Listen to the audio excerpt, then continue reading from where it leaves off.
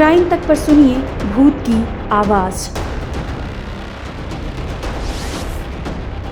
इस यंत्र से सुन सकते हैं भूत की बातें,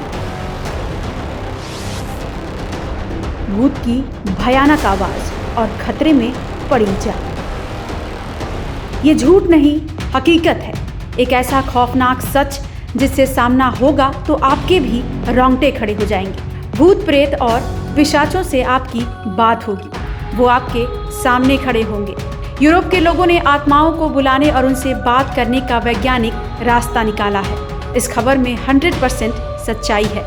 हम जानते हैं कि आज भी बहुत सारे लोग आत्मा जैसी बातों पर भरोसा नहीं करते, तो वहीं कुछ लोग इस बात पर पूरा यकीन भी करते हैं। लेकिन ये बात पूरी तरीके से सच है कि हमारे आसपास मर चुके लोगों की आत्माएं घूमती रहती हैं। महसूस करने के बावजूद हम इसे अनदेखा कर देते हैं, लेकिन कभी कभी आत्माओं की आहटों को हम फील कर सकते हैं, यानी कि आत्माएं होती हैं। समय समय पर तंत्र मंत्र के जरिए आत्माओं से संपर्क करने की कोशिश की जाती है। आपने अक्सर टीवी सीरियल या फिल्मों में भी ऐसे दृश्य जरूर देखे होंगे। लेकिन अब यूरोप में भूत प्रेत और आत्मा को लेकर ताज़ा रिसर्च किया गया है और आप ये जानकर हैरान रह जाएंगे कि यूरोप में एक ऐसे यंत्र का आविष्कार किया गया है जिससे आप आत्माओं की आवाज़ को रिकॉर्ड कर सकते हैं। आज क्राइम तक के जरिए हम आपको उस यंत्र के बारे में बताने वाले हैं जिससे बात कर आत्माओं से संपर्क किया जा सकता है। इस यंत्र का नाम है EVP, जिसका फुल फॉर्म है इलेक्ट्रॉनिक वॉइस प्रोजेक्शन या इलेक्ट्रॉनिक वॉइस फिनोमिना। दावा किया जा रहा है कि ये एक चमत्कारी यंत्र है जिसके जरिए विश्व के किसी भी व्यक्ति की आत्मा को बुलाकर उससे बातचीत की जा सकती है। इस यंत्र में ऐसी व्यवस्था की गई है जिससे मृत व्यक्ति यानी उनकी आत्माओं की आवाज़ को रिकॉर्ड किया जा सकता है।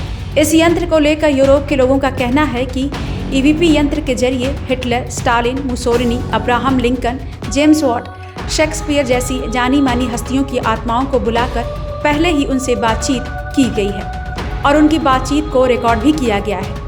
वो संडे का दिन था।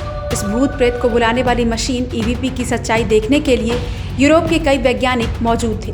ये वो टाइम था जब वहाँ के लोग आत्माओं को बुलाकर उनसे बात करने के लिए काफ़ी एक्साइटेड थे, लेकिन वहाँ पर इस बात को लेकर मतभेद था कि किसकी आत्मा को बुलाया जाए। कोई कह रहा था कि हिटलर, कोई कह रहा था अब्राहम लिंकन, तो किसी ने चार्ली चैपलिन की आत्मा को बुलाने की बात कही। इसके बाद तीनों की ही आत्माओं को बुलाने का फैसला किया गया, लेकिन वैज्ञानिकों का ये निर्णय उनके लिए बेहद ही खतरनाक साबित हुआ।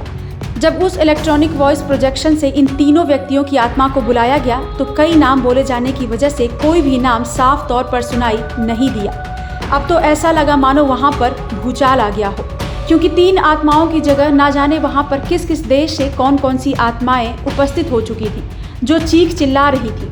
इस एक्सपेरिमेंट सेंटर में खौफनाक माहौल बन गया था। उन आत्माओं को संभाल पाना वहाँ पर लोगों के वश में नहीं था। ऐसा लगा वहाँ पर बहुत सारे लोग एक साथ लड़ाई झगड़ा कर रहे हों। उन आत्माओं की तेज आवाज़ से वहाँ के लोग डर के मारे कांपने लगे। फिर किसी तरह उन आत्माओं के चंगुल से निकलने का उपाय निकाला गया। इसके बाद इलेक्ट्रॉनिक वॉइस प्रोजेक्शन यंत्र को ऑफ कर दिया गया और वहाँ उपस्थित सारे लोग वहाँ से भाग खड़े हुए। जिस जगह ये दिल दहला देने वाली घटना हुई वहाँ महीनों लोग नहीं गए।